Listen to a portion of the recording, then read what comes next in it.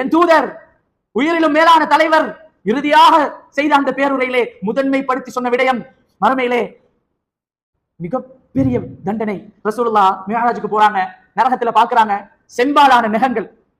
சில பேர் செம்பாலான நகங்கள், இந்த நகங்களை வைத்து தன்னுடைய முகத்தை தானே கீறி கிழித்துக் கொண்டு, தன்னுடைய நெஞ்சுகளை அவர்களை கீறி கிழித்துக் கொண்டிருக்கிறார்கள். ரசூலுல்லாஹ் கேட்கிறாங்க ஜிப்ரீல் அலைஹிஸ்ஸலாத்தை, யார் இவர்கள், யார் இவங்க? அவங்க சொன்னாங்க, இந்த உலகத்திலே மனிதர்களுடைய மாமிசங்களை சாப்பிட்டவர்கள். அதே என்ன மனிதர்களுடைய மாமிசம்? உலகத்துல அடுத்த மனிதனின் மாமிசத்தை சாப்பிடுவது என்றால் என்ன? அல்லாஹ் தஆலா குர்ஆன்ல சொல்றான், 49வது அத்தியாயம் சூரா ஹுஜூராத் 12வது வசனம்.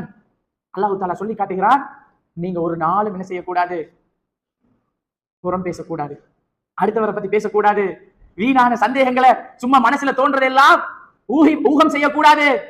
இன்ன பஅதன்னி இஸ்முன், சில ஊகங்கள் இருக்கிறா இல்லையா, பாவம் என்று அல்லாஹ் கெஸ் பண்ணுவோம், அப்படியா இருக்கும், இப்படியா இருக்கும், அவருக்கு எப்படி இப்படி வந்துச்சு, இந்த மாதிரி நாம் நினைப்போம். வலா தஜஸ்ஸசு, துருவி துருவி ஆராயக்கூடாது. வலா யக்தப் பஅதுக்கும் பஅத், ஒருத்தர் இன்னொருத்தரை பத்தி புறம் பேசி குறைத்து சொல்லக்கூடாது. சொல்லிட்டு அல்லாஹ் கேட்கிறான், யுஹிப்பு அஹதுக்கும் ஐயஅகுல லஹ்ம அஹீஹி மைத்தன், இறந்து போன உம்முடைய சகோதரருடைய மாமிசத்தை சாப்பிடுவதற்கு விரும்புவீர்களா? இல்லை, ஃபகரிஹ்துமுஹு, வெறுப்பீர்கள். இறந்து போன ஒரு மனிதனின் சகோதரனின் மாமிசத்தை சாப்பிடுவதற்கு சமன்.